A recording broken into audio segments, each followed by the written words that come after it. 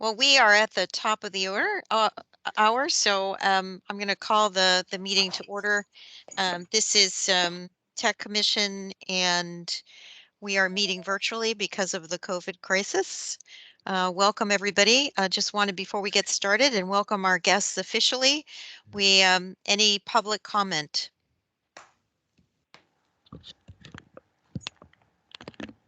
All right, hearing none, we want to officially welcome Joe Pelton and Indu Singh. It's delightful to have you join us. And as we indicated in the agenda, they're here to brief us on the state incubator and telecom network demonstration systems of smart city initiatives. So we're delighted that you could be here, and we look forward to hearing about the demonstration. So welcome. And Indu, feel free if you'd like to start sharing. That'd be Okay, great. let me see. Let me see. Open the share tray. Okay. Can you see it? Not yet. We can't. We love technology. Yes. There's a little bit of a delay, I've noticed, so we'll see. Let's see. Let's try again. I love the sign we used to have in the laboratory at the University of Colorado. It said, "We love standards." That's why we have so many of them. Okay. Well, it's really good to have you back home, Joe.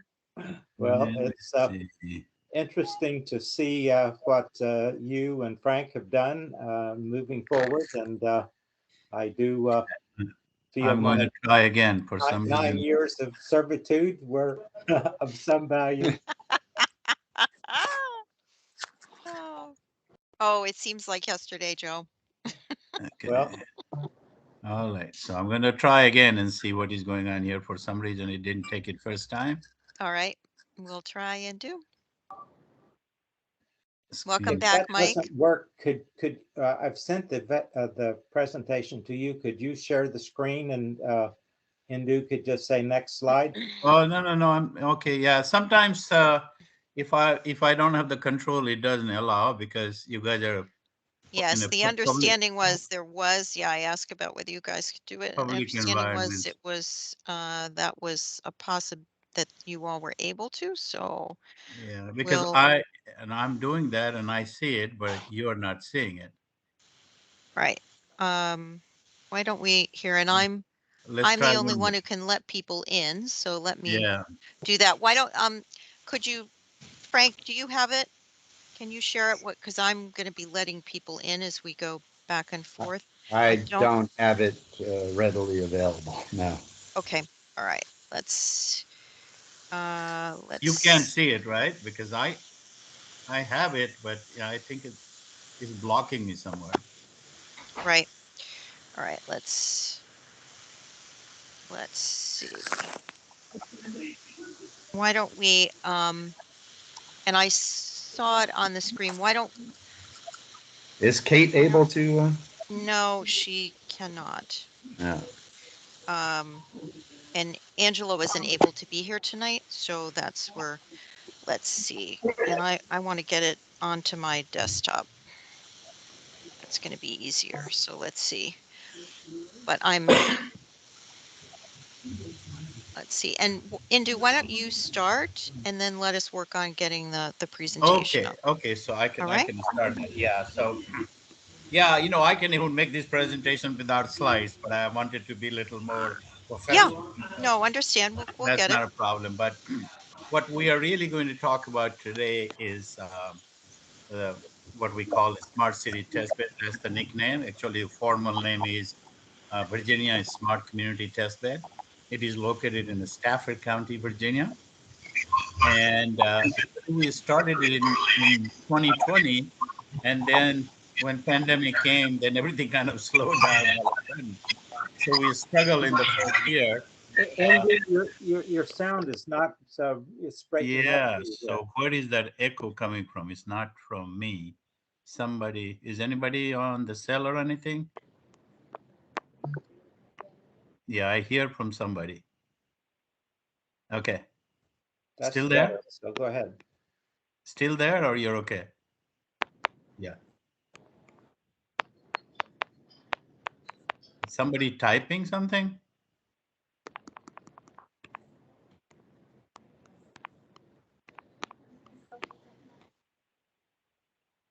Okay. Yeah, it's gone. Okay. Is that clear now? It is clear, Indu. Yeah. Okay. Thank you very much. So we started in 2020, and it started as a. It's very interesting. So first thing that we did, that we had, with the help of the Commonwealth of Virginia entity called, then it used to be called CIT. Most of you will know them by the name of CIT. They have renamed this year to VIPC, Virginia um, Innovation Partnership Corporation. It used to be CIT, and it was near Dallas Airport. If you drove there, you saw that black building, and that's where they used to be. Now they have moved to Richmond, Virginia, so on the capital city. So anyway, so they asked us to really design a what is called Stafford Smart Town Center, which is going to be on 23 acres plus another 5 acres, which a private developer is going to do that, and that will be the new downtown for Stafford, because Stafford doesn't have a downtown or any town. So the idea was to make it a smart. So we did the engineering, we designed it, and then they asked me what's the next, and so I went to Dave Airy, who is the CTO of VIPC. I said, what we really need to do, since the governor at that time also came out, Governor of Virginia, and said, I want to build Virginia as number one in the smart cities across the Commonwealth. And so what's the best approach? So we came up with the idea, Dave and I jointly, to really stand up what we call a smart city test bed. And idea was to bring in all the new technologies, integrate those technology, develop the proof of concept, and actually develop the solutions that can be implemented in a Stafford Smart Town Center, but will also be available to all counties and cities across the Commonwealth. And that remains the main principle of what we do there. So whatever we do there is all available to you all. Okay. So we did that, and we had the first anniversary on actually not the first anniversary, but the inauguration last year on May 25th. Inauguration was delayed because of the COVID restrictions. And we have a first anniversary coming up on June 8th. So we really have, in 2 years, we have progressed quite a bit. And so that is what we want to talk about, how it evolved, what have we been doing there, and how can Arlington County benefit from it? Because everything that is being done there is available to you as it is available to all 92 other counties, right? And when county come to participate in it, actually, uh, most often, at least for the pilot project, they are mostly funded by the IPC or other partners, but county per se, they don't have to put any money in it. So the counties are taking advantage of that. Stafford County, Sorry to interrupt, but also there are possibilities of federal grants as well from Homeland Security and other yes, agencies, yeah, correct? you are absolutely right. So what I was going to say, so what actually has this test bed now has evolved. It was Commonwealth and Fairfax County um, that really were the major stakeholders, because Fairfax County gave us the building. Old 7-Eleven building on Route 7 is, we remodel it, and that is the center, independent building. That's what the test bed is. And then the Fed came, and DHS came in first because they made a note of it. And so actually they have become a major funder of projects, and we'll talk about some of the projects that we are doing for DHS, which is relevant to at the national level, not only at the county level in Virginia. So that's been happening. And since then, so what we have now, we have the federal government in it, we have the state government in it, Virginia, and then we have the counties in it. And these are the major stakeholders. But we also created, yeah, there you go. You got it. Thank you, Mary. Can you see? Yes. See? Yeah, thank God we still have control. Somebody controls. Like, you know, Just let me information know has where. to be Just let information me has know to be controlled. yeah, Indu, where would you like it? This is What slide? perfect. This is perfect. So Okay. I'll give the transition here. So we'll talk about what is our concept and objectives. What value does it bring to the community and to the Commonwealth? Who are some of the key sponsors? We'll share quickly with you what we accomplished in the first phase, which is fundamentally 2020 to 2021. And then what we are doing now in what I call phase two, which is 2022 to 2023. And Joe and I have some ideas as to how I really think Arlington can benefit. Let me put a personal note there. I know Arlington because of Joe and because I have been there and I have worked with on multiple occasions. I had the opportunity with Jack. I have to tell you that Arlington among the counties, and now this is me from the private sector point of view. Arlington is a flagship county when it's come to technology applications and adoption. You are much ahead than I will say, I venture out to say most counties in the Commonwealth, even Maryland, to a large extent. So you're very innovative. Um, Maybe because the per capita there is very smart people living in Arlington. Maybe that is the reason. But I live in Fairfax, so. But I think so. You are advanced, but that doesn't mean you cannot benefit from what we are doing, because for a couple of reasons. One is the technologies are changing rapidly, and second thing is that technological risks have really grown. So more you adopt technology today, more you expose yourself to the risk, and those risks have to be managed. So that's what the test bed is all about, and so we'll talk about that. So I'll go to the next slide and quickly explain to you what our concept is. I think Mary's on mute, so maybe she will advance the slide. I did advance the slide. You can't see it? No, it didn't move. All right, let me let people in and then see. It didn't move. Okay, let's try again then. It moved. Okay, now can you see the test bed concept? Yes. I can't. I'm stuck on agenda slide for some reason. Huh, because I can see it. I think everyone else can see it. Really? Yes. Okay. Yes. Yes. So I don't know what it is, but I would not worry about me. So I think you've seen this slide before, Indu, so we're yes, good. I've seen the slide before.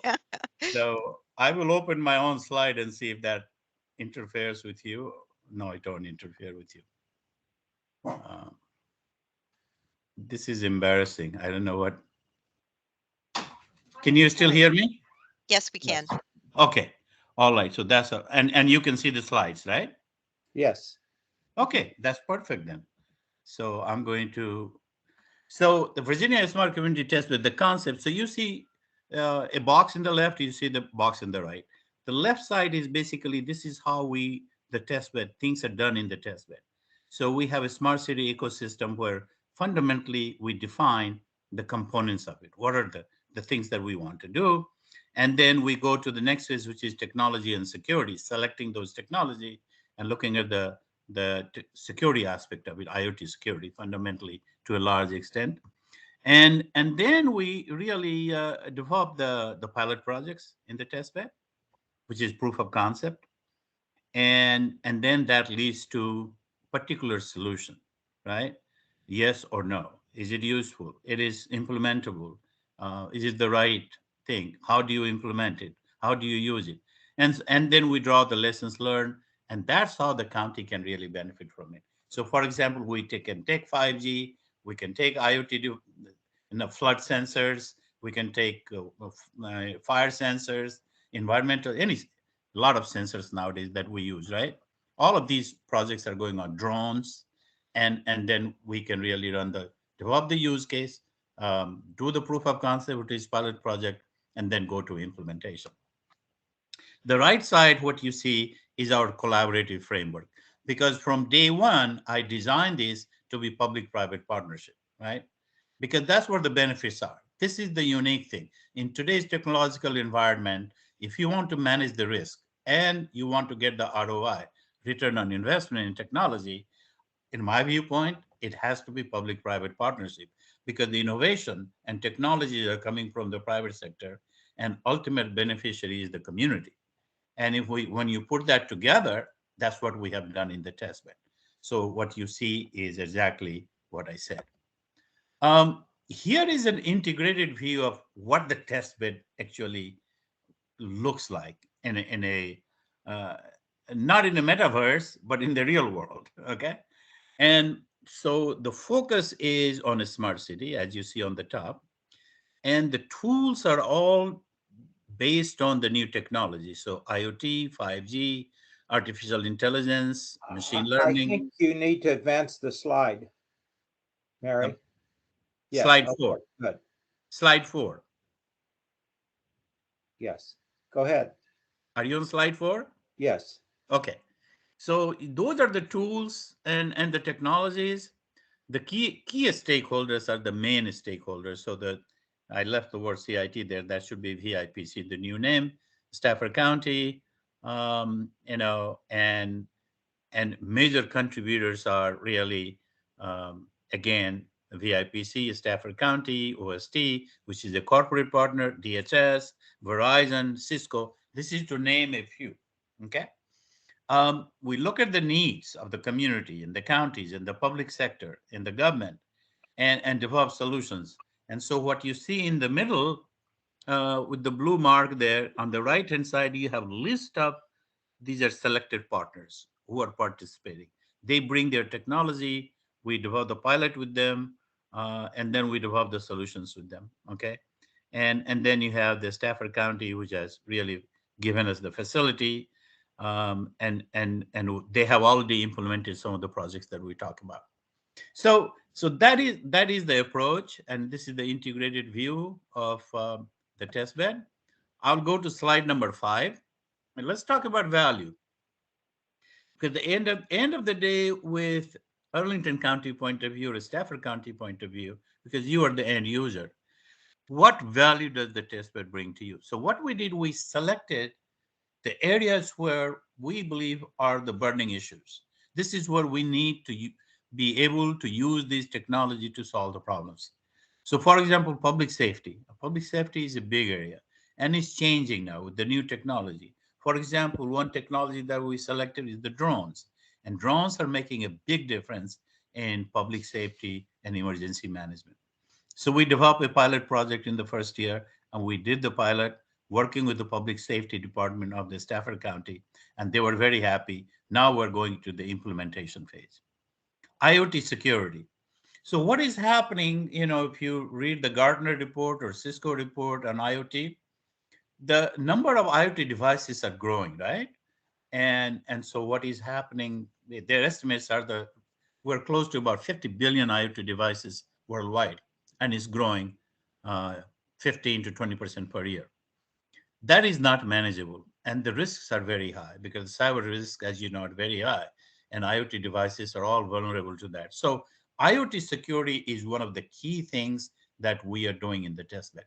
DHS came to us, and they have given us a contract to really look at IoT security issues, actually IoT as well as ICS, Industrial Control System. So we're looking at that. That report is coming out very soon, which will be shared by all the counties and all the government agencies. We are also developing another report for DHS, which is what is called the best practices for procurement.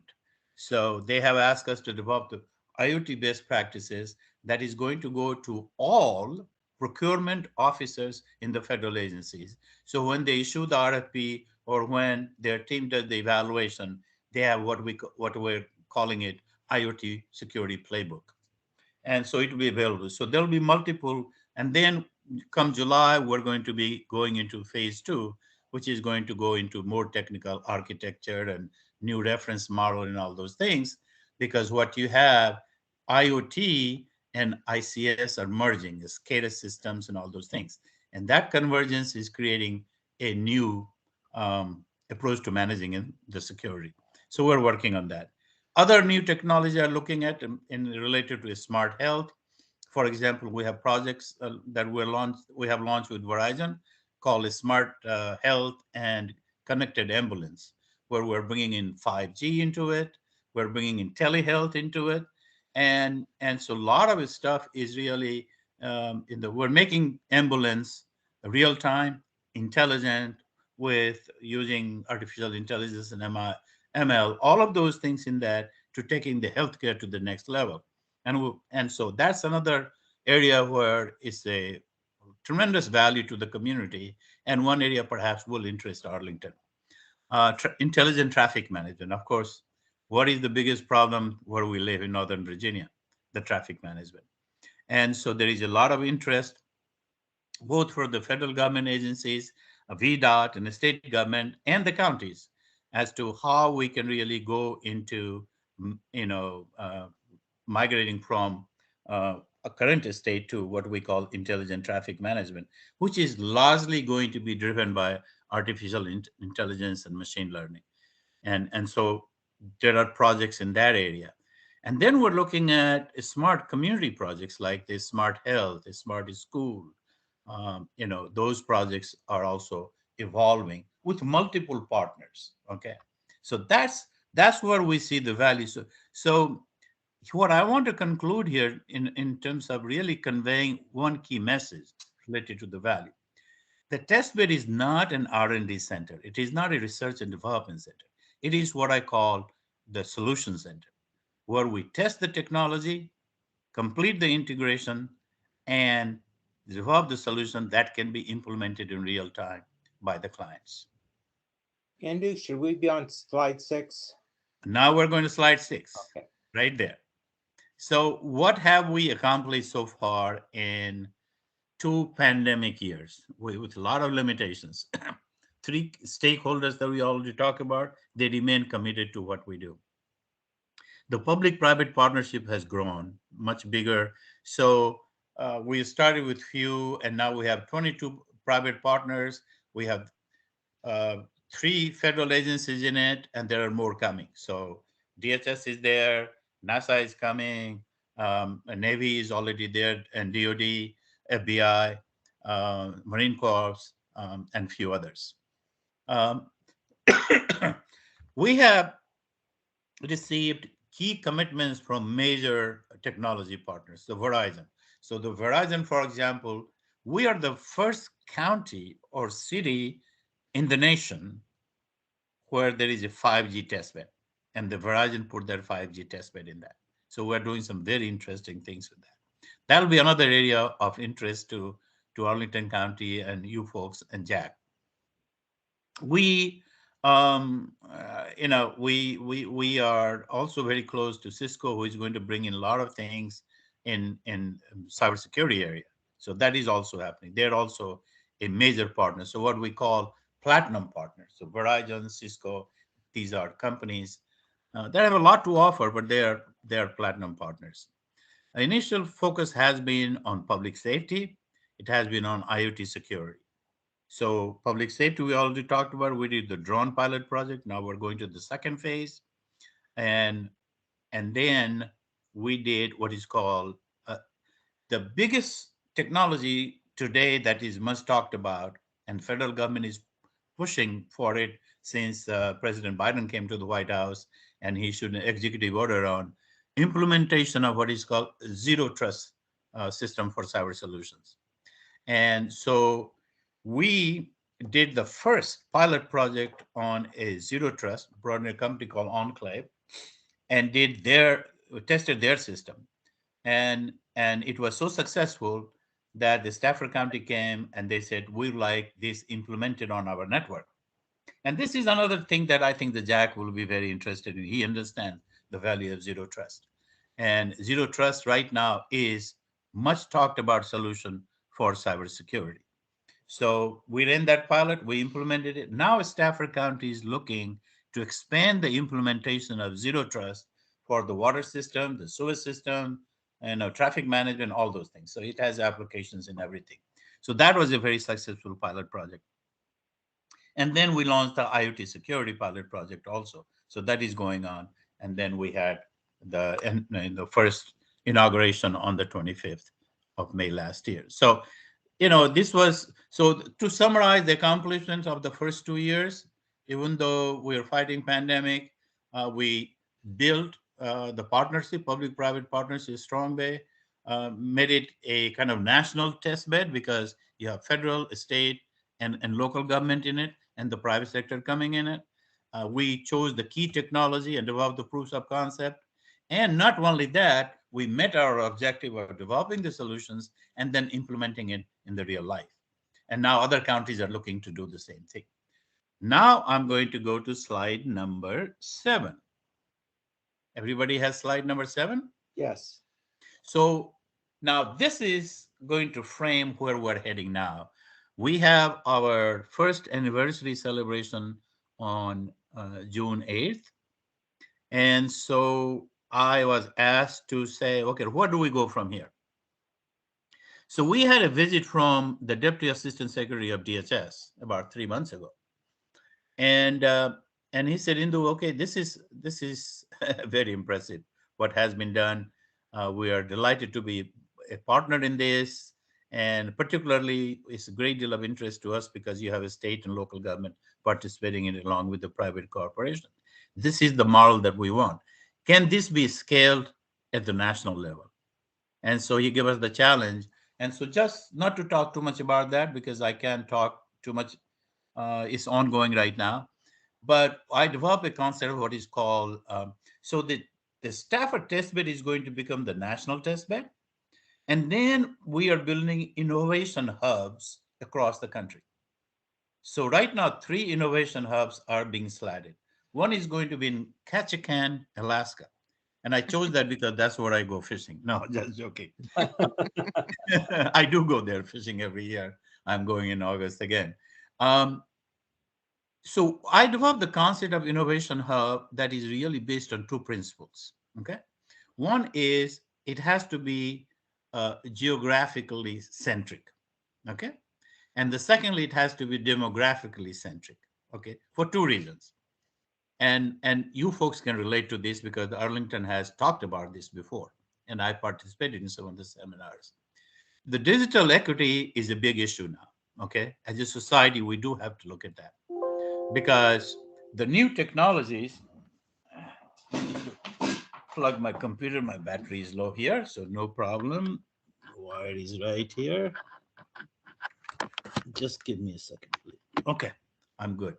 So I had this, I'm a proponent of digital equity. Okay, and I really think as a society it has emerged as a major issue because the same digital technology that has been delivering tremendous benefit to us is also creating a significant gap between what in old days we used to call rich and the poor. But let me put it this way. The digitally divided society is emerging. And unless we really pay attention to it, it's going to be a major issue, in my viewpoint, in economic sense and political sense as well.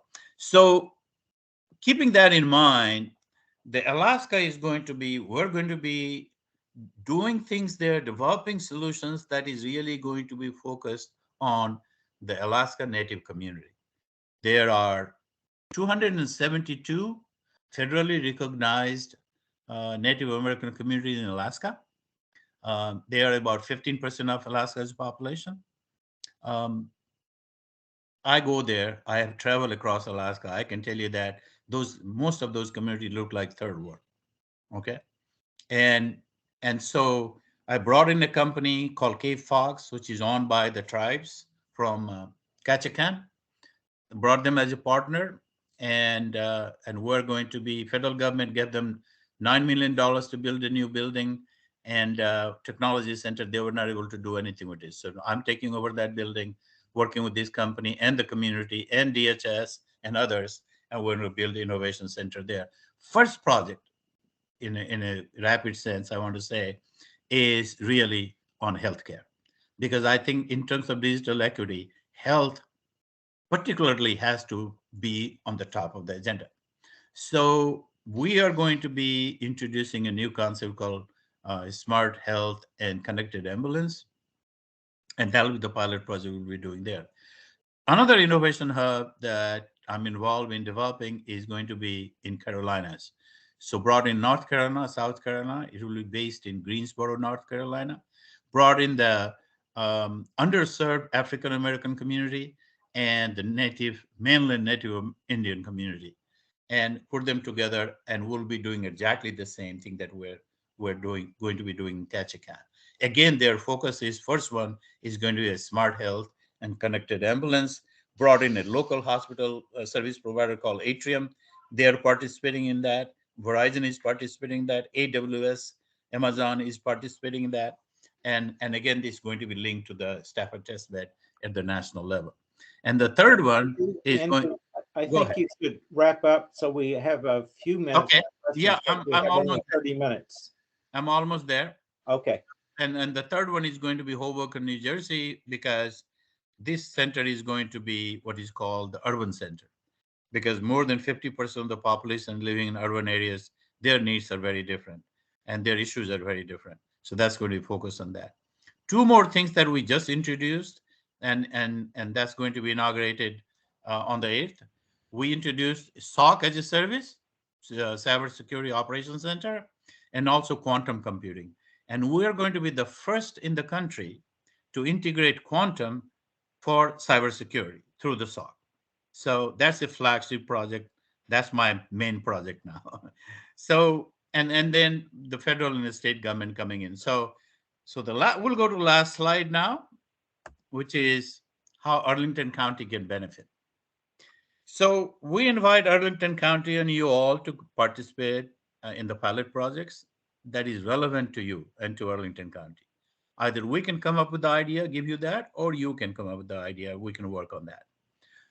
Second one is possibly Arlington might, some of the things we can do with the drones area, drone for public safety and security, IoT security. It can be telehealth, telemedicine, all of those things, smart parking.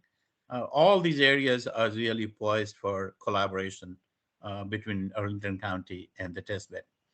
We'll be happy to work with the ITAC and also Arlington DTS to identify, key pilot projects. Like I said, you guys can come up with the ideas, or we can together develop that. What's the ultimate benefit? Ultimate benefit is as a nation, as a county, as a city, we're all heading toward the same direction, what we call digital transformation, right?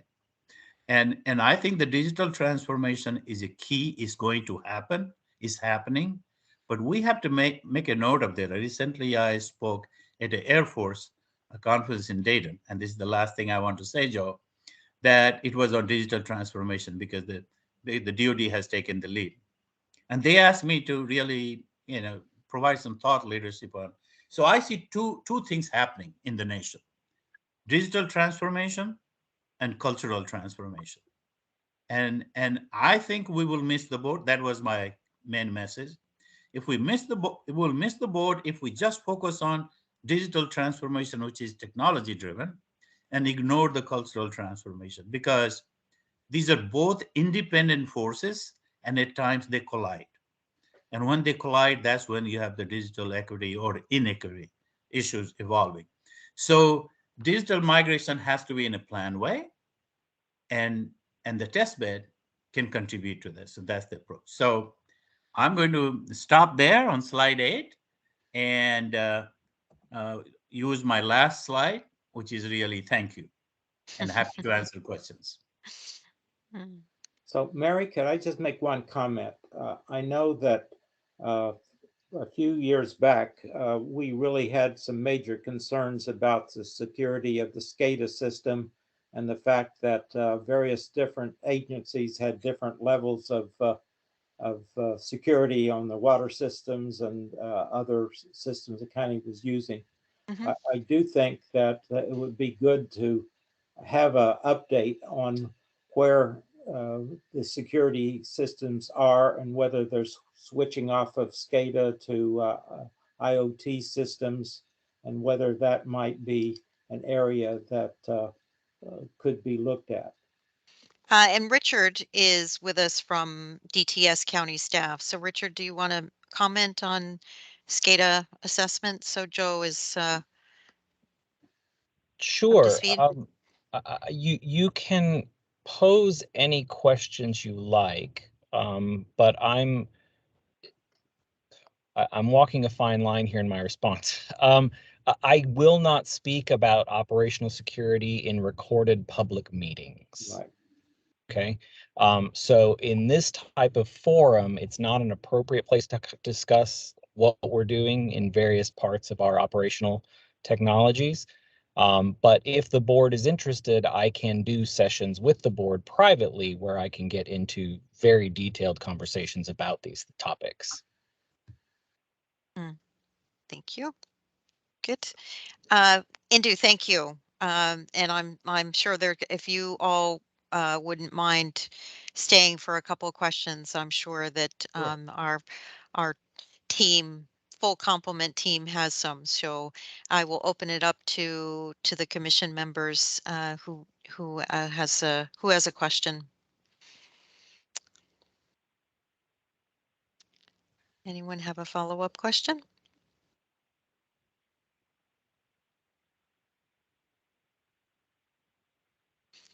So can I ask a question? Sure, Indu. Okay. So obviously, I want to make sure it's clear that I'm not trying to sell anything here. Okay.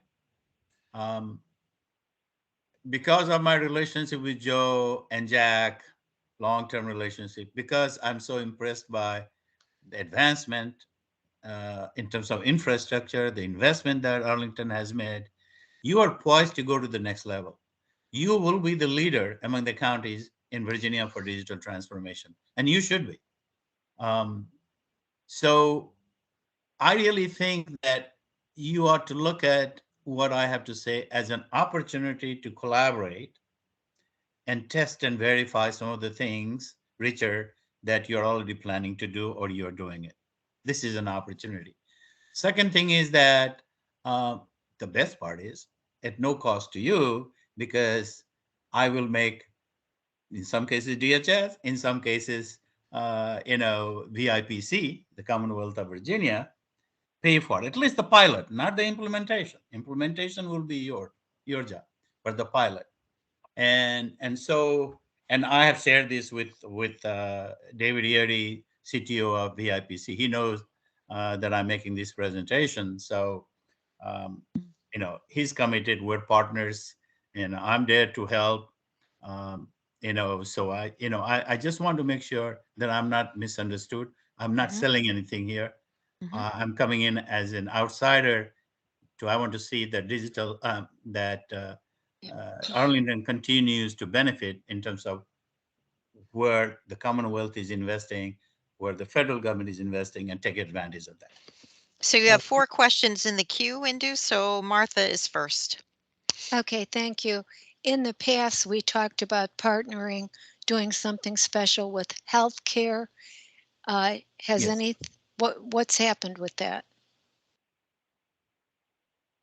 So the one that we had talked about was we're going to bid on a National Science Foundation project, and pandemic kind of really got in the way, and we have advanced much more than what we were talking about then. So my recommendation will be to revisit that, because I think healthcare is definitely one area where you have interest, we have interest, a lot of changes taking place, and it's a low-hanging fruit where every citizen can see the benefit. Jackie, you're next.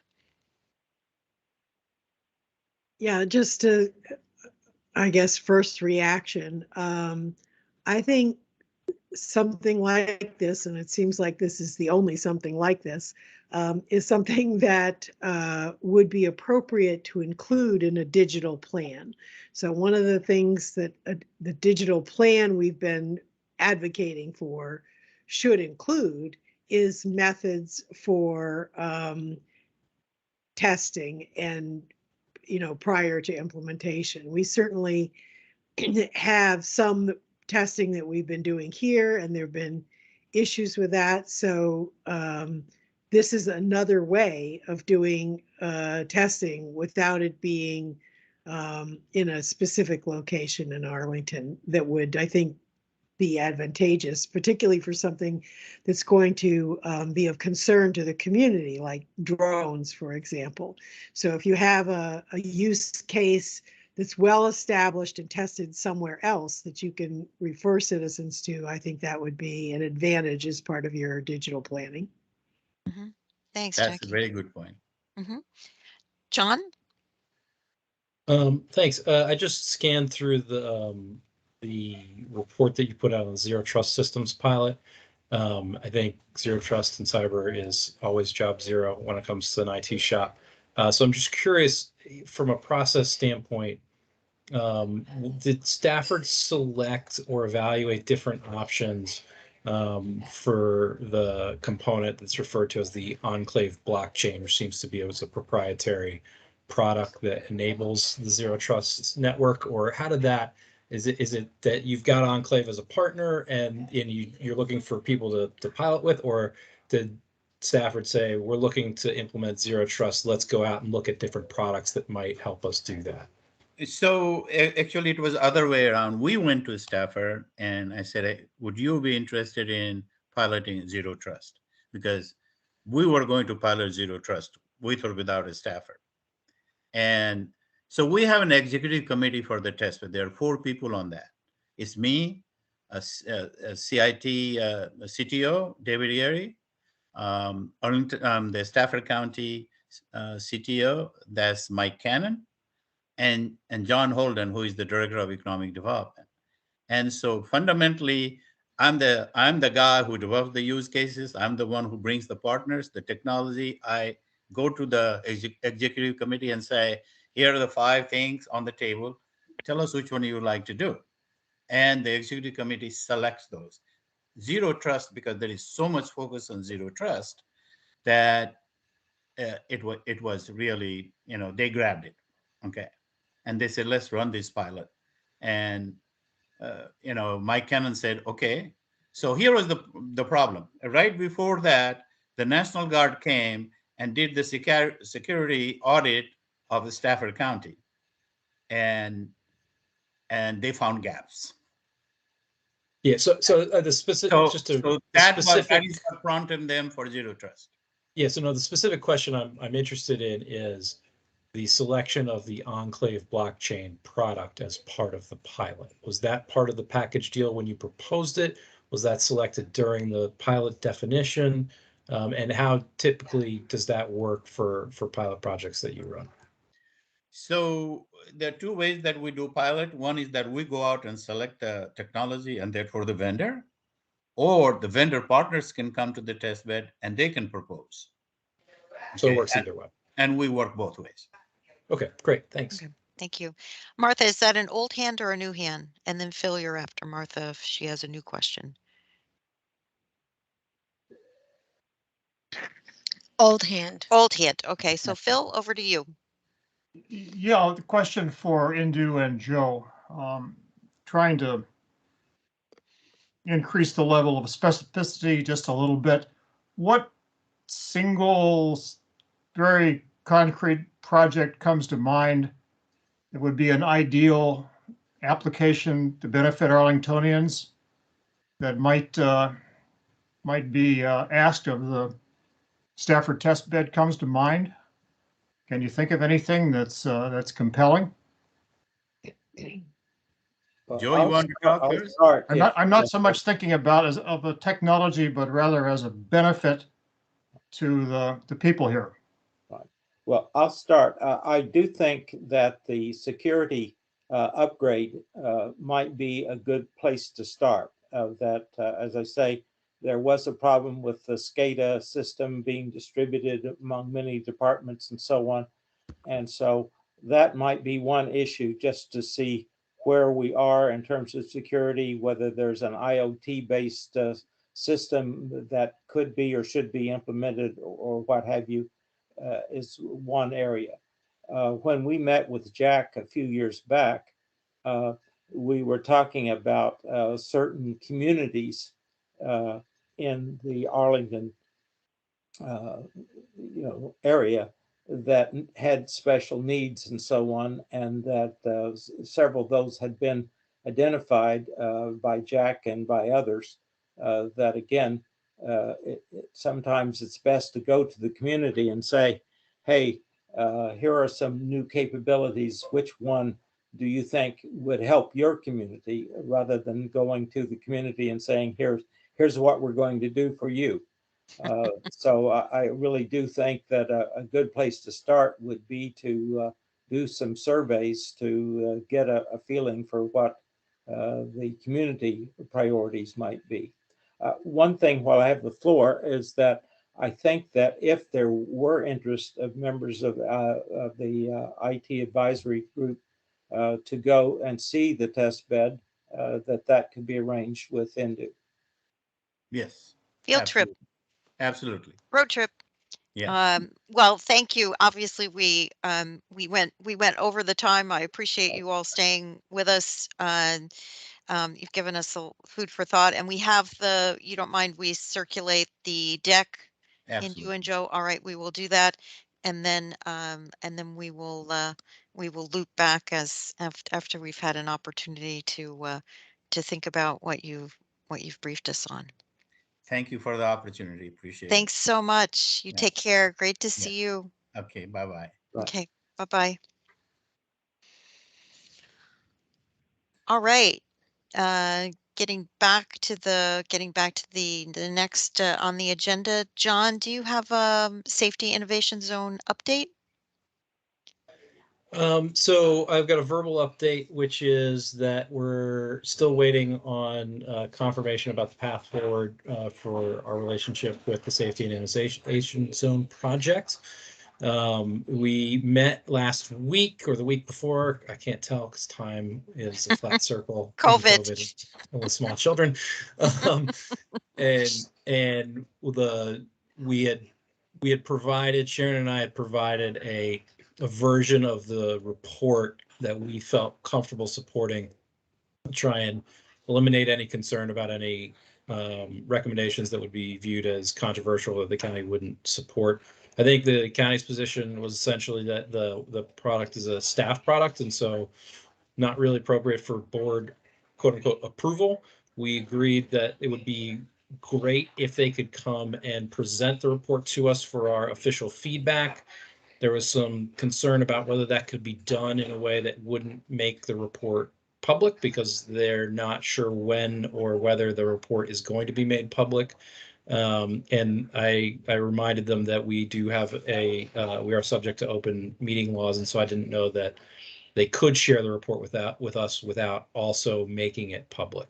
So that's where we're at. I got a note from Holly. I asked if we could find, or sorry, from Jamie, asked if we could know whether that was going to be possible by tonight, and she indicated that she wasn't able to get on people's calendars until this Friday. So still pending a decision on that. I think all of the recommendations that are in the report, if we're not able to see the report publicly in the near future or by the next meeting, would be things that I could draft and provide as a letter from the Tech Commission as policy advice to the board, independent of the report. And I think Sharon and I also have some other lessons learned that are above and beyond privacy that we would want to include in our policy recommendations as a result of this project. So that's kind of where we're at right now. Great. Thanks so much, John. Legislative update. Frank. Aaron, can I hold us on the John thing just for a minute?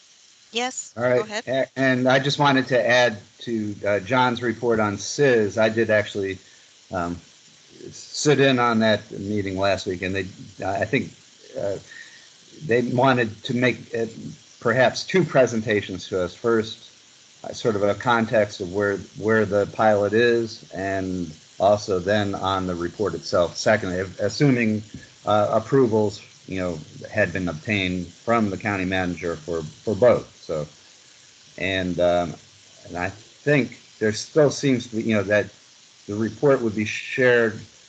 It would go to the manager first, and then at his discretion be shared with the board. But I think John made the point that the county board, at least certain members, fully expect to get a report on it.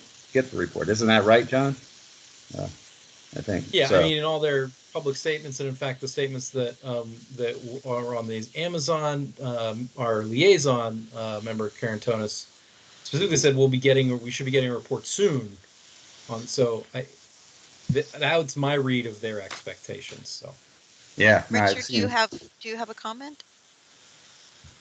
I can fill in a little bit just to reinforce what John has shared. I had a quick conversation with a couple of folks come before this meeting about, what the contours around this decision are.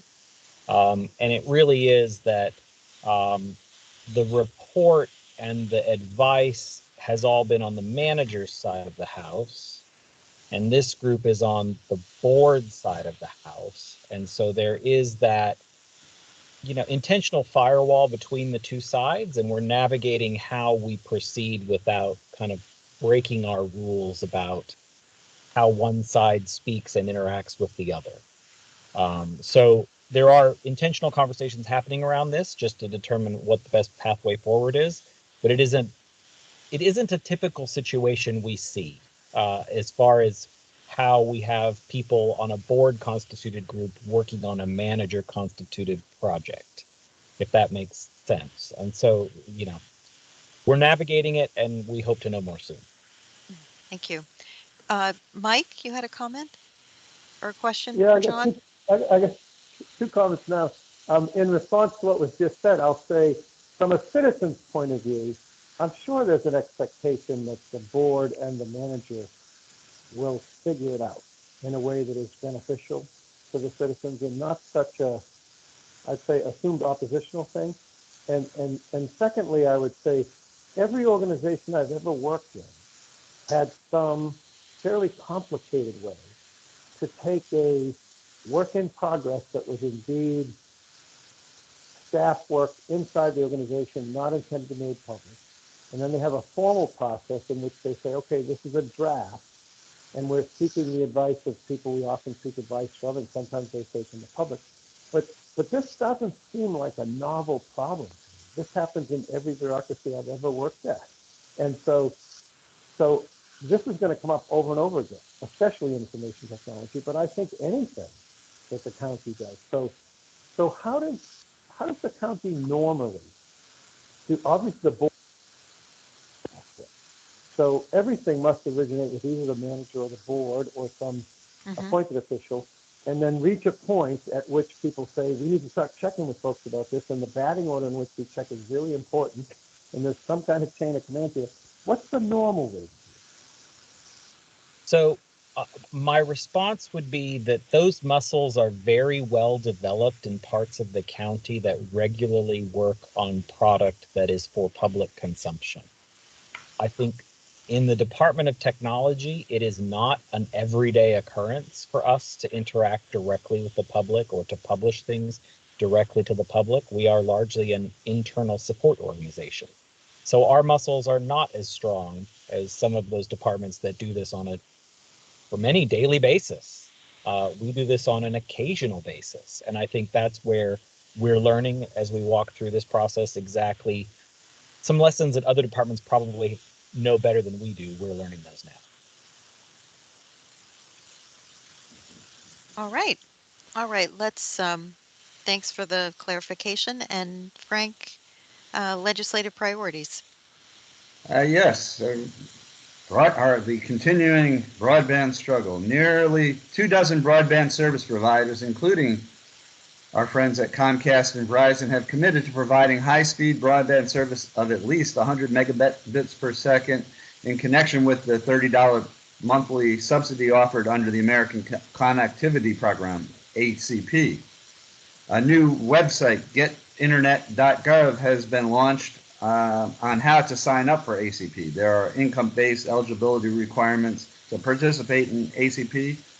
For example, 200% of the poverty level or participation in existing programs such as SNAP and federal public housing assistance. So I think I just saw that ACP had something like 11 million people signed up or households signed up. So it's a very successful program so far. The FCC is circulating a declaratory ruling that would make E-rate federal funds available for Wi-Fi on school buses. This is in addition to the temporary emergency connectivity fund program, which covered Wi-Fi on school buses as part of COVID relief measures. So this would make that a permanent part of the E-rate program.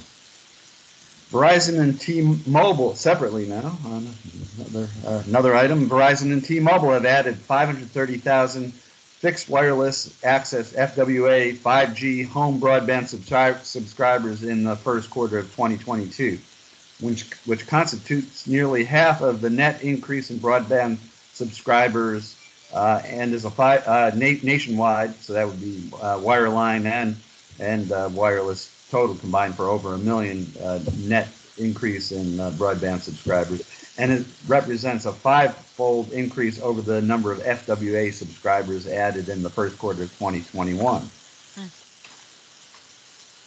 Our neighbors across the river, Washington, D.C., has entered into partnerships with internet service providers giving access to put antennas on city-owned rooftops if the ISPs agree to provide reduced or no-cost connections to households eligible for the federal Affordable Connectivity Program, ACP. One provider, WeLink, will provide gigabit symmetric broadband service. Back to cybersecurity. The House has passed and sent to President Biden. It's a bill that had previously been passed by the Senate for signature, a law that directs Department of Homeland Security sharing to improve more information and coordination with state, local, and tribal governments. So that's my report for this month.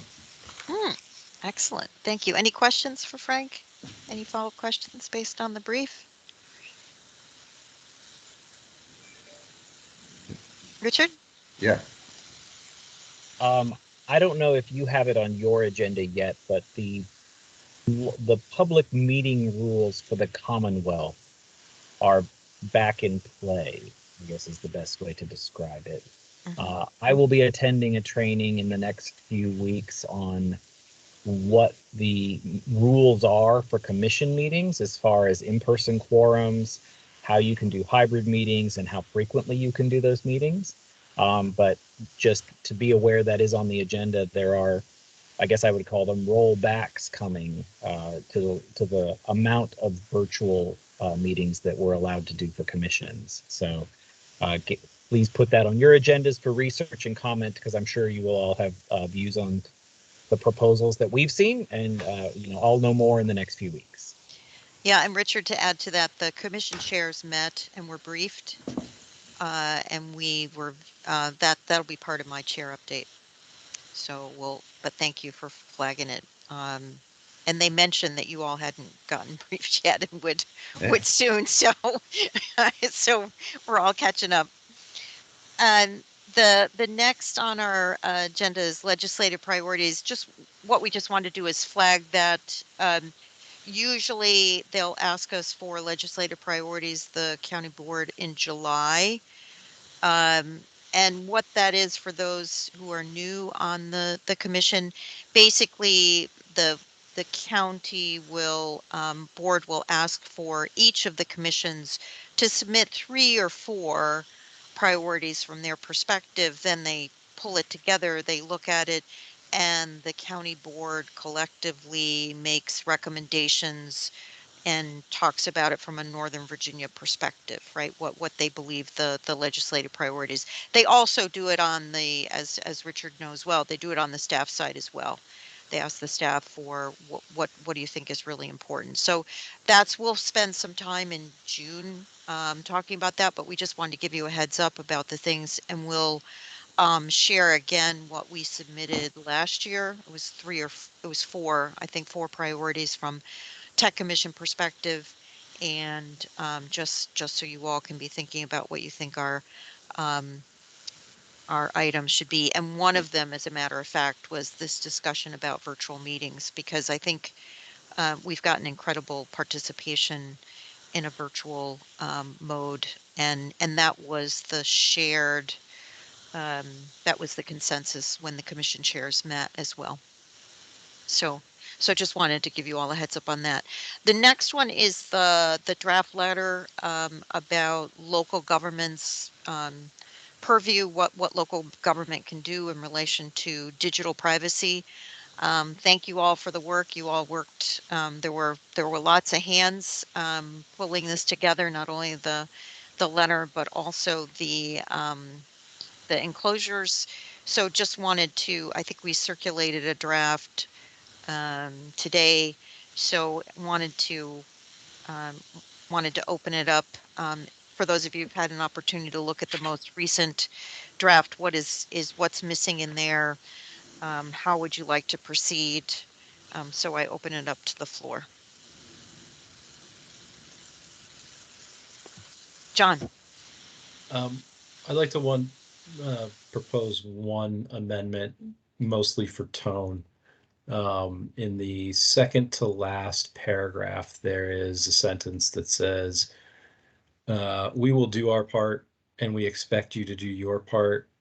I would move that we strike that. I think that we will do our part is duplicative of the prior sentence, that we support it. We've said that on many occasions, and I think and we expect to do your part is not the tone that we're looking to send to motivate and encourage and advise the board. Okay. Second. And this is Mike. Mike, go ahead. It sounds like my cue, and I certainly want to take account of the tone concerns that many people have, and I certainly came out with both guns blazing because I didn't like what I heard at the board meeting. But I want to just say I believe I have seen no evidence that a sweet tone gets a result. And so I'm not trying to be oppositional in a way that will get us dismissed, but I am more than 3 years into us looking for just the right tone. And now I'm believing it's not really about tone. It's about the issue we just discussed before. Where is the responsibility and accountability reside between the board and the manager and the folks who manage programs in the county? I think that's a complicated answer. And I think in this particular instance, we may need the board to direct the manager and the manager to direct other people to do this. And I'm not sure how one makes that happen, but it's not by being quiet and excessively polite, in my opinion. So what are we trying to accomplish here? Are we trying to get the board to make a time-bounded assignment to the manager? So what I would say is that I don't think this letter is quiet at all as written. I think it's very pointed. I think it's very assertive. But as a commission that's appointed by the board to advise the board, I think some of the questions you have, Mike, I share. I just don't think it's appropriate for that to be an action of the commission. And that's just where I'm at. So. Do I hear a second on the amendment? Kevin, second? I second it. Okay. Gary, did you want to make a comment? You're muted right now. That's all right. Oh, you hear me now? We can. Thank you. Thanks a lot. Not only do I second that, I want to echo what John said when I was reading through the draft, that phrase right there, and we expect the county to do the same. That really jarred me. I think that's probably beyond our position. I think the strongest we could probably say if we wanted to have something of that nature in the draft would be along the lines that we call on the board in our advisory capacity to more closely look at whatever. I think that's the strongest we could possibly say, but I had the same reaction that John did. I thought that was an inappropriate tone to be taking in our letter. And the alternate language I suggested might be a finesse on that if we still wanted to do that, but I think we could do without it as well. Just striking it. Okay. John. Thanks, Gary. John Johnston. We've got so many Johns. Go ahead. I know. I agree. I brought up tone before in the reviews of it, and I think striking that part would probably be the best way. Like I said before, I'm not too sure of the exact tone we try to use now, but because I'm new. But generally in writing, for government papers, I avoid the big ones like that. Okay. All right.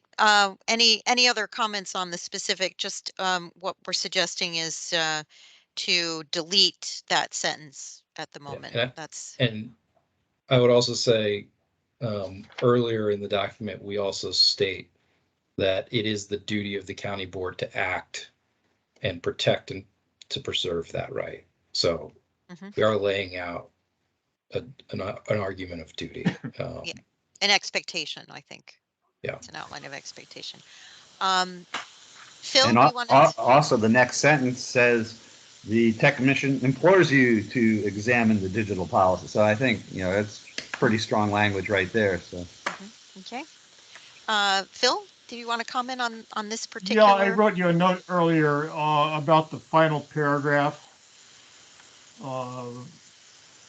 Yes, we included Been it. a couple of changes. Did you want to make a change to my what wonderful you wrote, words? The word "such" was left out in the second sentence. Can you hear me? Phil, could we complete this one and then let's get to that, unless it has specifically to this sentence that we're going to vote on deleting. Do you want to hold your comment for a moment? I have no comment on that sentence. Sorry, Mary. Oh, that's okay. Hold steady. I'll get back to you as soon as we get this. Okay. So, on the table at the moment, is on the floor at the moment is deleting that sentence. And John, you want to? It's not right in front of me. You just want to read it out so everybody knows, and then you can vote. We'll take vote.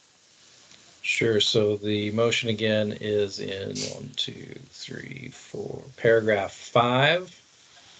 The sentence, "We will do our part and we expect you to do your part." The motion is to remove that sentence and make no other changes. Okay. Michael, did you have a comment about this before we go to vote? Or are you in line to talk about something else? Well, I had problems with the first 3 paragraphs, and they mostly fell into the category of clarity. Okay, can we vote on this and then come back? You can table that. Yeah, you can hold Okay. that. All right, so Phil is first and then you. Okay. All right. All those in favor of deleting this sentence, could you say aye or raise your hand on the reaction? Aye. 1, 2, 3. Aye. All those opposed? Abstaining? Okay, 1 abstention. Okay. All right. So Phil, let's get to you. You wanted to go to the last paragraph and then Michael goes to the first 3. Okay. As I promised not to get involved with the first paragraphs, I will turn to the one I wrote the last paragraph, which is a subject of great importance to me, that we act in context ultimately of a comprehensive plan for information technology, which I believe is the name of the broad subject that everybody would understand. To call it a digital plan, I believe, really means not much to anybody, and digital is just an adjective with lots of associated ambiguity. Hey, Mary, and team.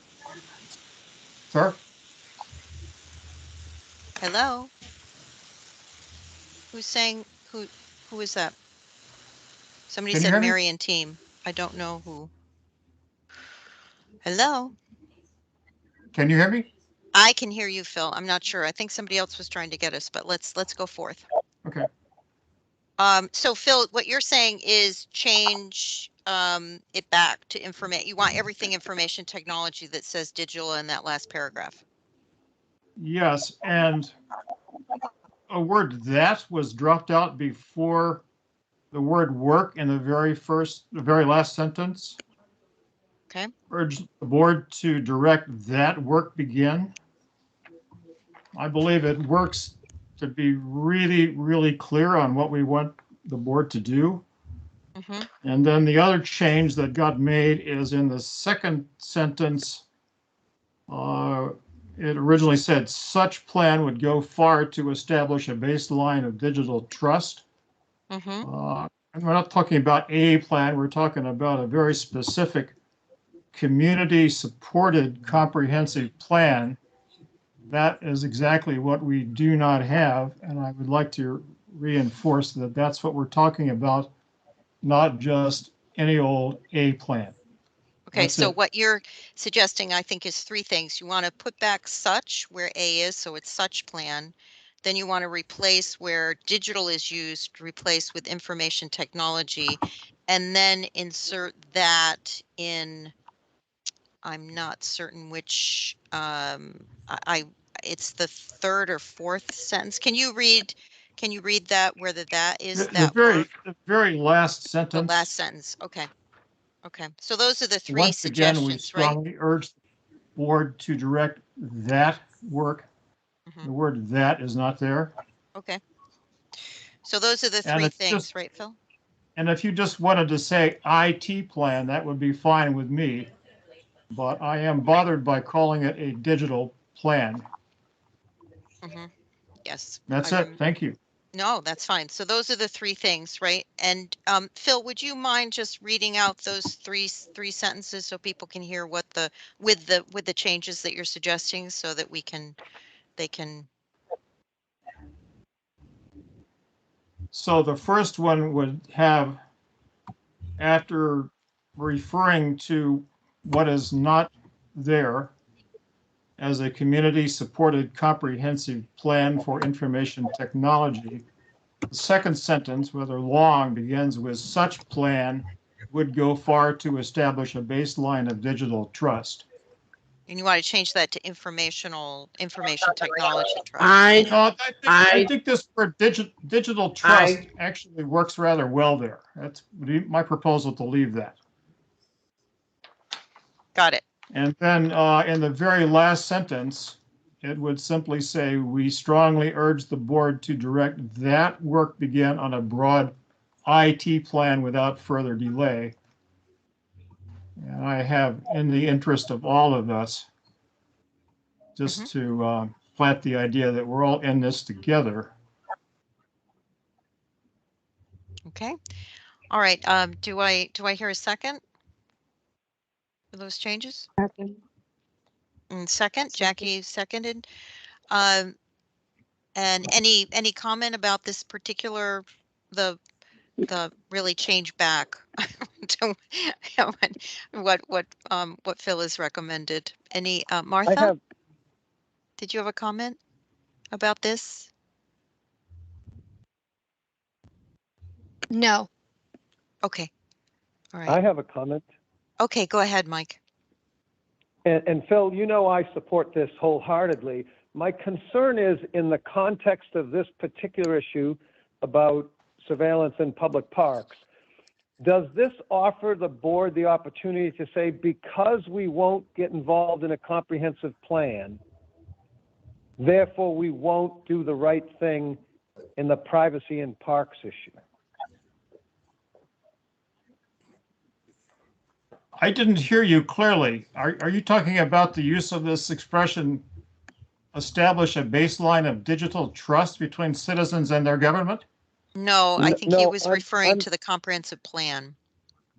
Yeah, my fear, Phil, is that we're trying to write to them with some urgency, in my opinion, about not allowing privately owned sensors to be trained on the public park or any other park in Arlington. My fear is that even though I agree with what the ask is here, that it might avail the board of the opportunity to say, we don't think we need to do anything with privacy. If we do it, we'll do it in the context of a comprehensive plan, but we're not doing a comprehensive plan. So I want to make sure this doesn't work against our short-term purpose. I support what you're asking for. I'm worried about in the context of this letter. Does it work for us or against us?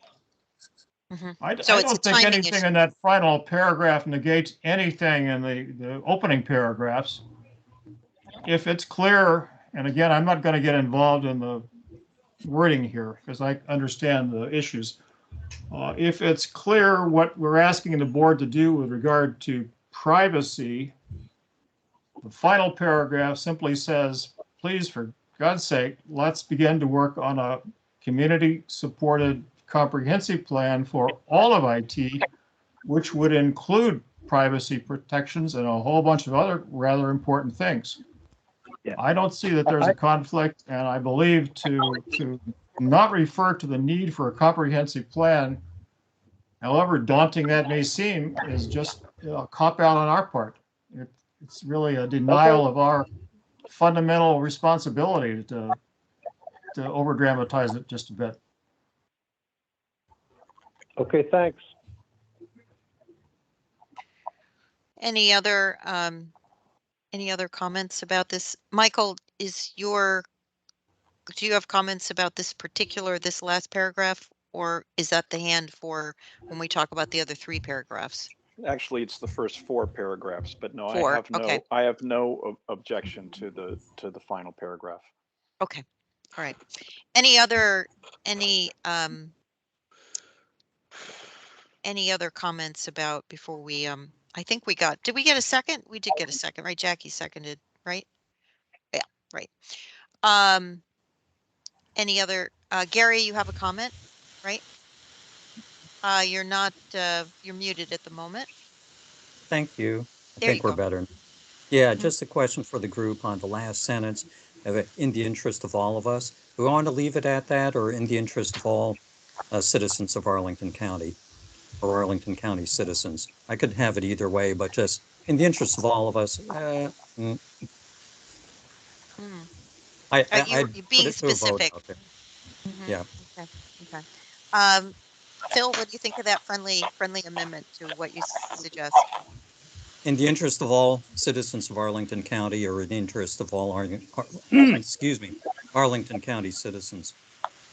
Yeah, I kind of left it vague like this because I'm not quite sure who we do represent. You know, we're not really representatives of the citizens. We're people that applied to be on this commission and were accepted by the board. So that's kind of why I put it this way. But I'm not in love with it. If you have a better idea, Gary.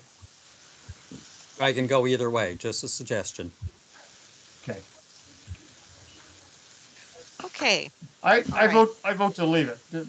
Just put the idea out there that we're all in it together. Members of the commission, the general public, the board, the staff, everybody concerned with this broad topic that nobody seems to want to grapple with. As the seconder, I agree. Okay. All right. So let's take it to vote then. Is everybody clear about what that last paragraph says? As suggested, as recommended? All right. All those in favor? Yeah, putting your hand up does help. Yes, thank you. Okay. All those opposed? Do I hear any opposition? Any abstentions? All right. The amendment carries. So let's make sure, Phil, that you send that to Frank and to me so that we make sure and put that back in. Close the tally, Mary. I'm keeping notes on the motions and votes for you. Yeah, it was I probably didn't have my hand up, so I'm sorry. But I'm confirm. Yeah. There were no no abstentions or so it was all. And I did have one editorial comment. I'm not sure it requires a vote, but we went to referring to ITAC as Tech Commission throughout the letter, so I think we ought to substitute tech commission for ITAC in the first sentence of Bill's Yep. paragraph. Yep, good idea That's to be just consistent. editorial comment, not Yep. need for substantive change. Right, exactly. And I know, Michael Cornfield, you made some edits in that regard as well. So we'll make sure. But Michael, now we can go to the first 4 paragraphs. So my goal in doing some copy editing was to make the beginning very precise about what we wanted from the board in the very first paragraph, and to say it strongly, but without a tone of confrontation. So let me read it to you. Great.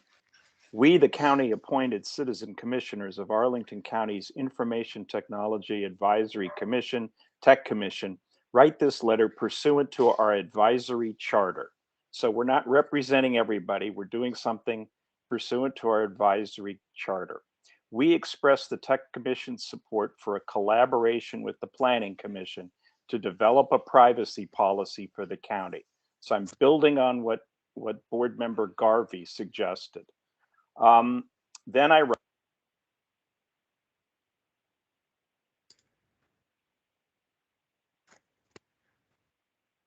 Uh-oh. Michael, sorry. I didn't mean to do that to you. I was trying to lower your hand, and you're going to have to unmute yourself. Michael? unmuted. There you go. You're fine. Okay, where did I? Garvey was your Okay. last. So Right, go back. I have a very short 2-sentence first paragraph, and the ask builds on what she suggested. Collaborate with the Planning Commission to develop a privacy policy for the county. Then second paragraph. Comments made about personal privacy at the board's April 23rd, 2022 open meeting indicated interest in such an initiative. The topic arose in response to citizen-voiced concerns about personal privacy in the public space on the Amazon campus. Some comments suggested that there is nothing the county can do to stem the tide of ubiquitous digital information gathering. We respectfully and strenuously disagree. Then back to the third paragraph is largely the same. And then the fourth paragraph I rewrote, and here's what I wrote. There are numerous aspects of county policy to consider when attempting to calibrate a balance among security, privacy, profit, a word I added, and convenience. In addition, Arlington County has some unique features to consider. As the home to the Pentagon and others in the national security community, the life patterns of our citizens are not only of interest to entities that can profit from the data, but also foes who oppose our way of life. As a leader in the digital industry, the elite workforce we seek to attract and retain want to live in a place with ethically responsible standards and practices. So my goal here is just to tighten the prose. That was my goal, and I tried to strike a forceful but non-confrontational tone, and then the rest is sort of broader, and I have no suggestions beyond those first 4 paragraphs. And I sent made it better. You made it better from my perspective. Thank you. Okay, and I sent it to you, Mary, and I just haven't. I've been back to back, Michael. I'm sorry, I haven't. No, that's fine. I'm just telling you that you have a copy. Okay, good. That's good. All right. Anyone second? So we can get it on the floor to discuss. Gary? Okay, Gary seconds. All right. Any questions or comments for Michael on that? Yeah, John? would you accept a friendly adjustment to the amendment to split the edits to the paragraphs into 2 motions? Because I think I can fully support the first paragraph edits, but I think the second paragraph edits are the other paragraph I'd like to talk about in more detail. Sure. Okay, so we're looking at the first paragraph right now. Any comments on the first paragraph?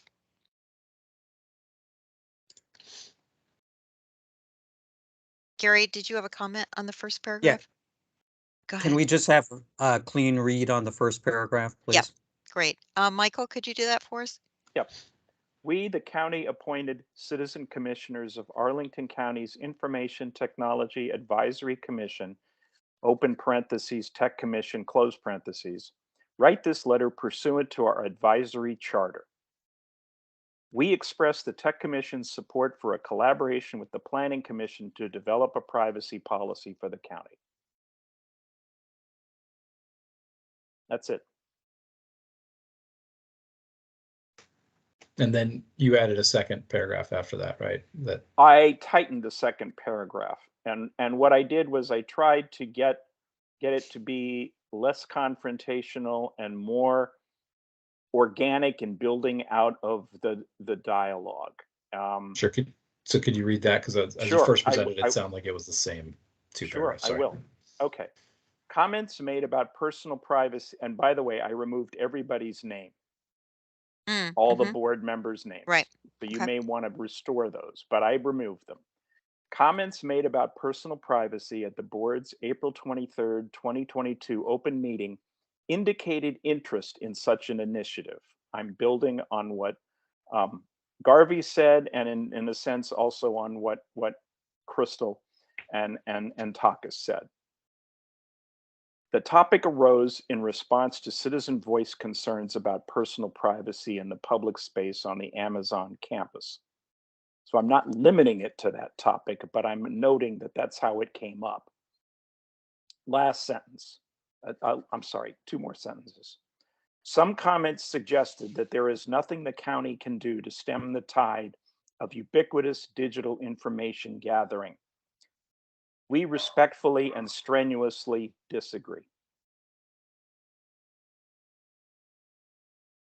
So the motion is to replace the currently as written first paragraph with those two paragraphs in whole. Well, replace the first two paragraphs. Right. So both those paragraphs are long. The first one, yeah, I've done, which is why we're writing this letter. The second is a recap of what was said in that segment that I transcribed from the board meeting, and perhaps I should add a sentence to see these documentary sentence that says to see these comments, see attachment A or whatever we're calling them. Yeah, closure, right. Enclosure A, yes. The next paragraph in my copy starts with perpetuating the narrative that nothing can be done, ... Are you proposing to make changes to that paragraph as well? Not really. Okay. So those two paragraphs, Jackie and Phil, did you have a comment? Yeah, I'm confused because when he said, when you're saying the first two paragraphs, the second paragraph is this perpetuating, which is the list of where it's been tried. And I don't want to delete that. Oh, no, I didn't. So I guess what I did is I cut the first paragraph into two shorter paragraphs. That's what happened, Jackie. You replaced the first paragraph with two shorter ones. Yeah, thank you for that clarification. Yeah, I just realized that that's what I had done. Yeah. I've left the paragraph that says perpetuating the narrative. I left that alone. And what about the next one? The next one. There are numerous aspects. Yes. I have a couple of wordsmithing changes here. There are numerous aspects of county policy to consider when attempting to calibrate a balance among security, privacy, profit, and convenience. I added the word profit. Yeah. So Jackie had asked if he would amend his motion to just deal with the first paragraph, splitting into two first, because I think that's simpler and cleaner. Yes, that's much easier. Okay. We're dealing with only the first paragraph being split into two, and we're not touching the actual current second paragraph. No, we're not. So why don't we vote on the first paragraph that's turned into two? And why don't we do one read of the two paragraphs that's now replacing the first long paragraph, Michael, and then we'll go to vote. Okay. We, the county appointed citizen commissioners of Arlington County's Information Technology Advisory Commission, Tech Commission, write this letter pursuant to our advisory charter. we express the Tech Commission's support for a collaboration with the Planning Commission to develop a privacy policy for the county. Second paragraph, broken out of the first one. Comments made about personal privacy at the board's April 23rd, 2022 open meeting indicated interest in such an initiative. The topic arose in response to citizen voice concerns about personal privacy in the public space on the Amazon campus. Some comments suggested that there is nothing the county can do to stem the tide of ubiquitous digital information gathering. We respectfully and strenuously disagree. End. Okay, and Mike, I'm sorry that you are muted. I don't know how that's happened. So if you can unmute or come back in. I don't know what is happening. I can't unmute you at the moment. I can disable your mic, but that's not what we want to do. So so I suggest that you come back in. You hang up and come back in. You can do that. If you can hear me.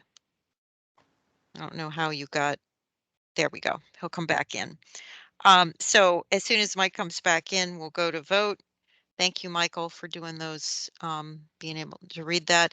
We'll vote on those first. And I'm sorry, we're running over tonight. We don't normally do that. I apologize, but I know this is laborious, but it's good for us to get this through. Phil, you got a, sorry, have a question? Yes, I'm sorry. The audio is not working very well, so I haven't heard everything, but I do have just a question. I thought I heard the phrase something about requesting the county to develop a privacy policy.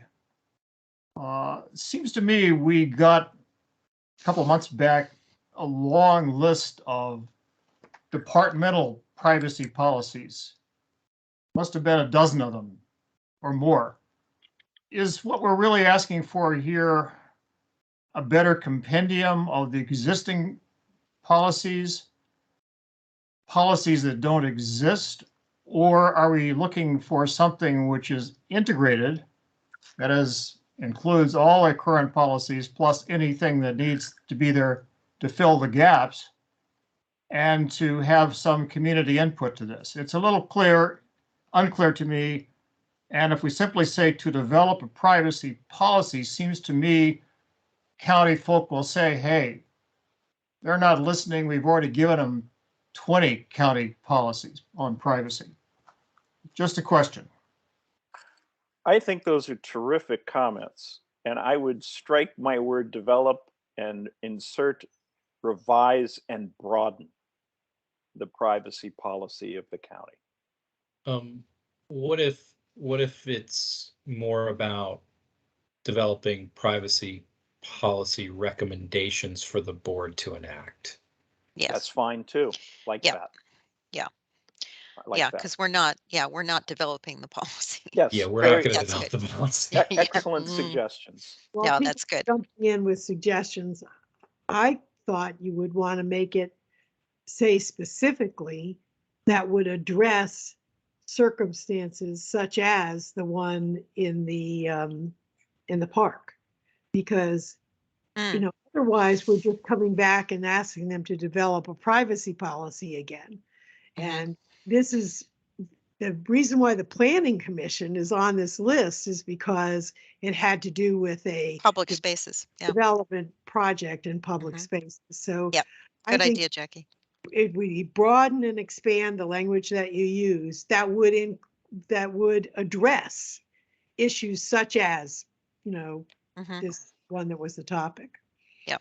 Yeah, that makes sense. Mike, did you have a comment now that we've given you voice? Yes, and these are friendly comments. I can almost do the first one verbatim. I think we might want to use citizen-centric comprehensive privacy policy, you know, because I think the thing that's missing here is many people in the county, when I listen to them, they seem to suggest that a undisclosed number of policies residing in an undisclosed number of places that can change at any moment is good enough for a citizen. And your responsibility is to know where to find them, and look all the time, because they might be changing.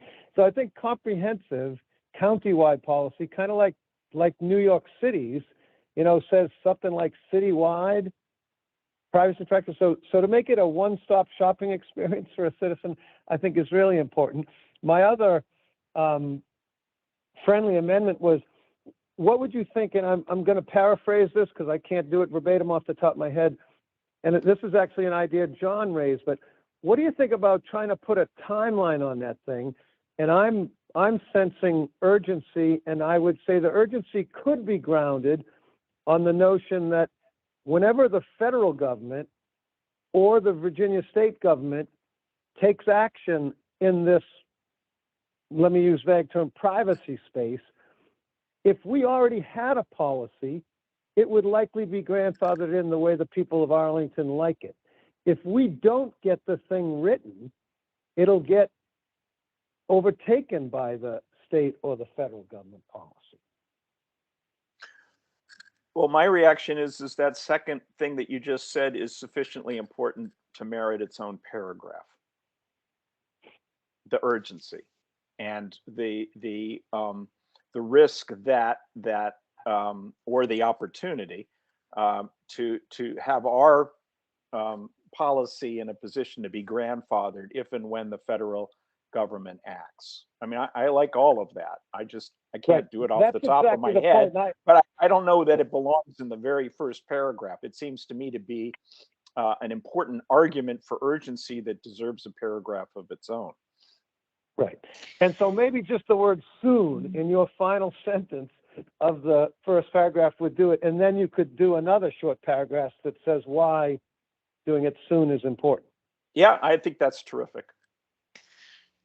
So why don't we go to vote for the first two paragraphs that have been revised, and I think we might take, let's see how far we can get with that. All right, so the first that you just read, Michael, the first two, and you're adding, go ahead, John.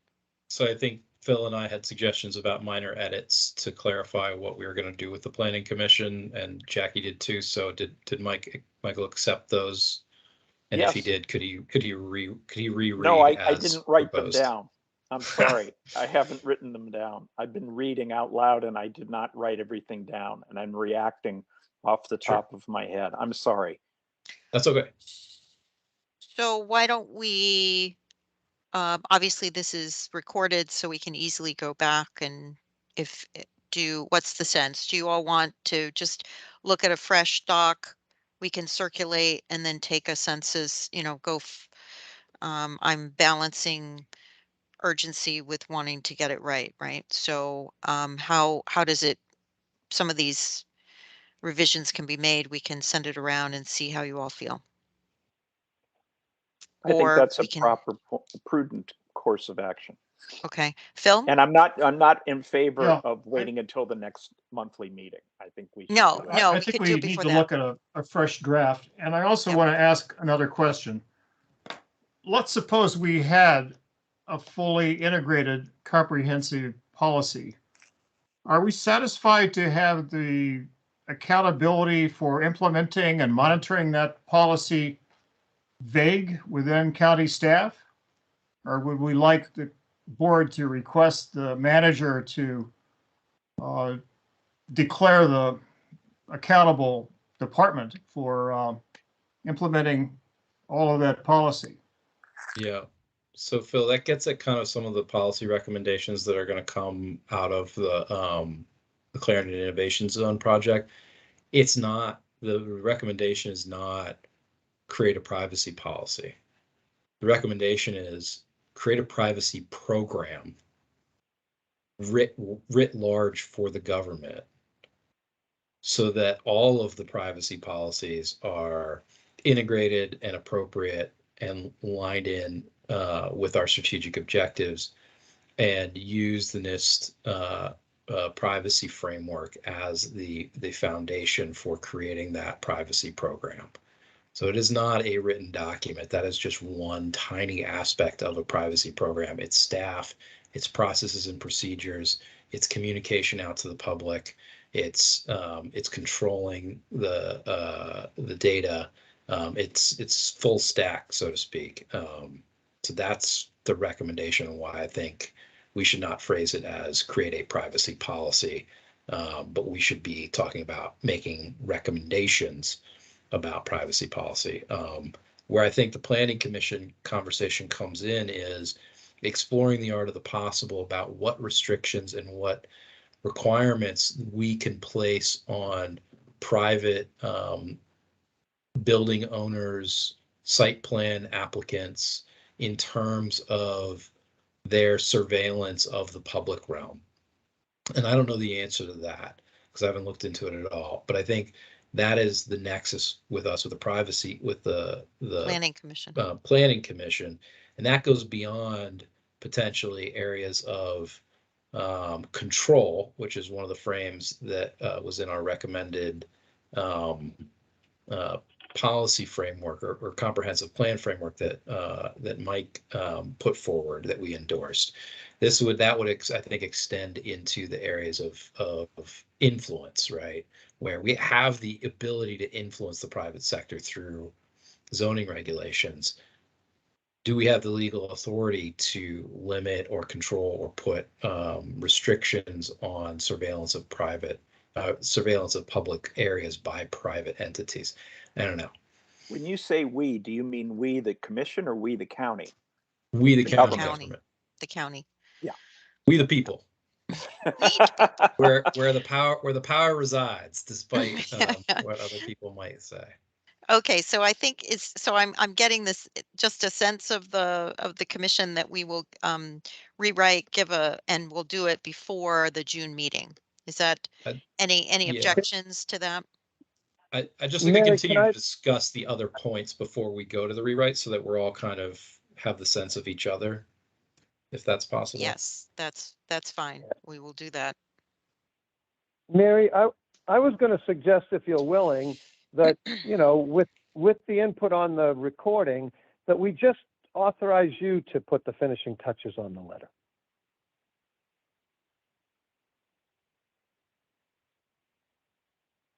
Well, if there's any, the only question I have is, are there other recommendations on the other paragraphs besides what Michael has, the profit? Was there concern about, John, did you have concern about you're muted for some reason, or you're not saying anything? Yeah, I was interested in talking about that other paragraph because as it was presented, I was confused about which paragraph we were talking about. So if we could move to that, but Gary has his hand up. Right. Okay. Yeah, thank you. I can't recall as though we voted on the 5th paragraph, the last sentence, ditching the word implores. That was in the final paragraph, Gary? The former 5th paragraph. That's the one, the previous sentence where we got rid of, we talked about what we expected the board to do. We ditched that. But the following sentence says we implore the board, and there was some conversation earlier that maybe that was a little bit of overreach. Okay, and I so would suggest that is deleted or changed to urge or recommend. Urge or recommend. Okay. Let's make sure that we'll get that on the, thanks, Gary. Any, so, John, you had comment about what is now I think, 3rd paragraph after we go with the exemplars. Maybe it would help if I just tried to explain what I wanted to do in that paragraph. Okay, that paragraph that'd be good, that paragraph is the why paragraph, why we want to do this.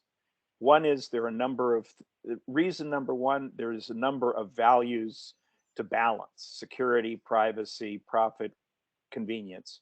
2 is the national security argument. 3 is the elite workforce we seek to attract and retain. And then Mike just added a 4th one, which is we should try to act before the federal government does so that we have our policy in place.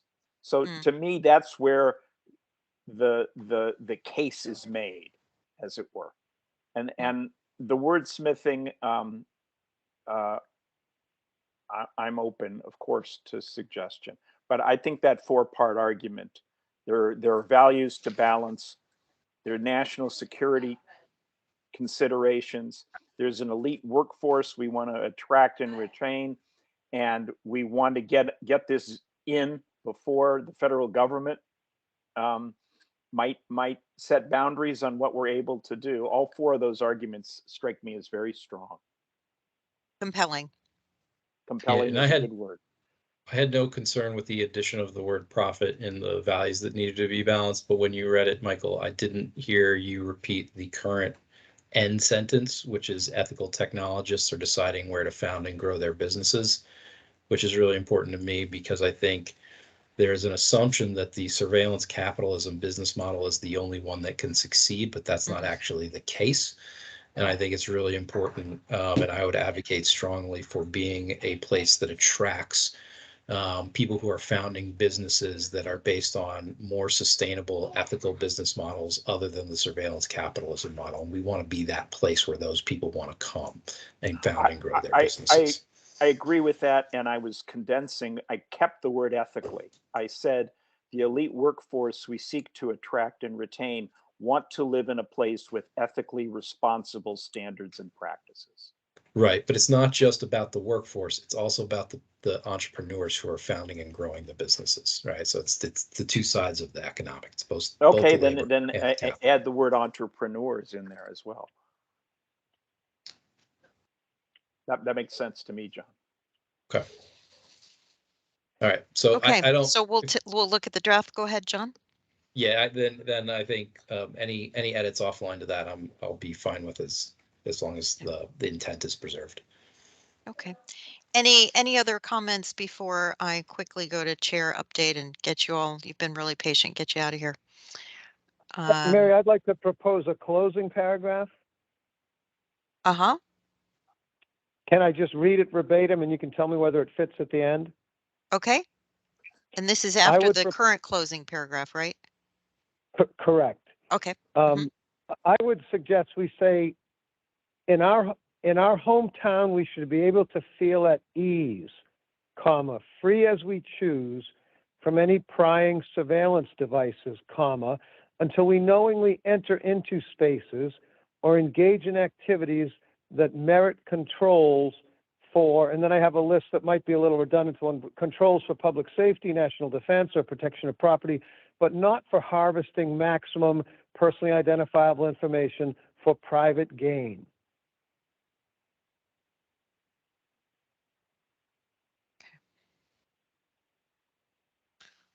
So, Michael, if you could send that, Mike, if you could send that to Michael, and any initial, so people can read that and get it on there, be able to look at it. Any initial comments to that addition? Well, I think it should be sent to you and to John. I think it should be sent to everybody. No, yes, no, exactly. But Michael, I'm trying to get I want to get a draft. I'm talking about. Oh, you mean just for inclusion purposes? Yes. Fine, I just want to get the. Yeah. That's all. Gotcha. Yeah, and then everybody will see the draft. Yes, I have a reaction. Jackie, what? Yeah, I have a reaction. You asked for general reactions. Right. I'm not sure that last paragraph adds the way we want to. Because it's not as simple as things that are being done for private gain versus things that are done for safety. The arguments are frequently safety and various other things that some people think are worth it and other people don't. And, selling data is not exactly what this is about. It's about more than that. So that makes it sound like we just want to make sure that the data can't be sold. And I don't think that's the issue. So the contrast that's set up in that last paragraph is one I don't really agree with. I don't think it's, either for private gain or for safety, and there's no confusion between the two. Okay. So if we could have comment on that thanks, Jackie. If we could have comment on that as we circulate around, that'll be helpful. Gary, is that an old hand or a new hand? No, actually, it was a new one, and it's Okay, go essentially ahead, echoing Jackie. Jackie's comments here. I think we are stronger concluding with something that is a thought, that's a global thought, doing something that's in the interest of everyone rather than focusing on what can be perceived as one narrow interest of concern.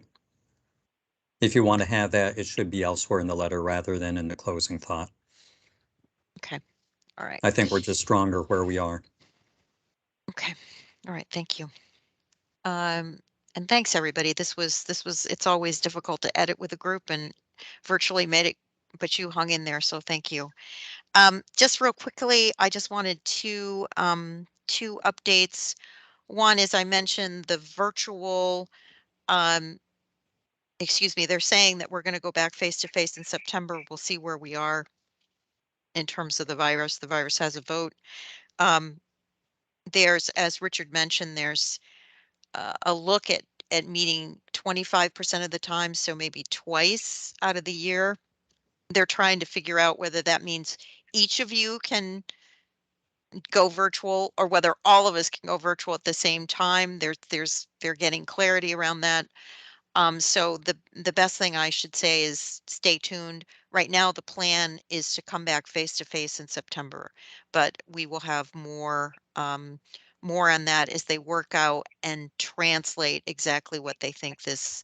And of course, they're going back to Richmond and saying we really want the option of virtual, considering how many people have participated and also how easy it is for people who have childcare issues and all that to access and engage in participate in the commissions. So stay tuned on that. Are all these hands old hands? Michael, I'm assuming. Mine's new. Mine's Jackie? new. Oh, both new. Okay. Okay, Martha, go ahead. Okay, this is a comment which I think leads to a question for Frank. I thought we resolved the whole issue of robocalls, and it's definitely back in my house. What happened? It's an ongoing battle. In fact, the FCC is just taking some additional action. I think I had reported that it was planned to do, and it did. In fact, basically, a lot of these calls are originating overseas. So now the FCC is requiring the international gateway providers to address the issue when they become aware of such robocalls. So it's basically a continuing struggle, and So how do you make them aware? make who aware? The people making the calls, or no, the FCC. You just said something about they handle it when they become aware. The international gateway providers. Okay. When they become, yeah, but the FCC, the FCC is taking a number of enforcement actions as well. So the enforcement apparatus at the FCC is involved, but there's also other aspects of the federal government that have been involved, and there's actually coordination with state attorney generals. A significant number of state attorney generals are joining with the federal government, the FCC now, in trying to solve this problem. Okay, thank you. Go ahead. Thanks. And Jackie, you had a comment? Yes, back on the meeting requirements. Right. I thought I also saw that there was a possibility that the meetings would be hybrid in all cases to allow attendance by people who otherwise couldn't attend. They will be hybrid for that. Yeah, for people who are disabilities, but yes. I think that might actually be, you might find that that's broader than is often thought of. So for example, I can't drive at night anymore. So evening meetings are, it's not technically considered a disability, but not being able to drive at night means you need to, take an Uber or get someone to drive you or something like that. So it's an added difficulty. So I don't know whether they would consider something like that a reason, but I would suggest that for many people, it is. Yeah, and the other question that came up, and then I'm chairing a meeting at 8 o'clock, so I need to end. And if you want to continue, I can turn it over to my able vice chair, Frank. The Who there has is his 36th anniversary dinner waiting for Yeah, him. so we are definitely ending, but to your point, Jackie, one of the things they're also looking at is are the county rooms set up the way they need to be to accommodate a hybrid? Because as you know, so that's the other thing we asked, the chairs asked to do that, because obviously, as you know, there's more than one commission meeting a night. So we have to make sure that multiple rooms are available and ready to accommodate hybrids. So stay tuned. So multiple questions around this. So we should get some clarity. Yes, and happy anniversary, Frank, and tell Barbara we're so glad she's being patient. Okay, Okay, my thanks. my final update is I will be resigning from the commission as of July 1. Frank has graciously and kindly agreed to be interim chair. We are recommending John be vice chair. That will be the board's decision to appoint. Just wanted to let you know that before the June meeting, and it has been my pleasure. I'll say a little bit more in the June meeting considering the time, but thank you all, and we will get the draft letter around to you, and we'll try to accelerate that and get that done before June. And with the enclosures, right, Mary? Draft letter with the enclosures? With the enclosures, which we're gonna have to, yeah, I haven't seen a final on any of the enclosures yet, so need to do that. All right. Thanks, everybody. Thanks for hanging in there. This is our longest meeting. Thanks, you I all. move we adjourn. Yeah, thank you. Who seconds? Second. Yes. All right. Aye. Aye. Aye. Any Aye. opposed? Thanks very much. Take Thanks care. very much. Good Bye. Good night, all. Thanks. Good night. Bye. Good night.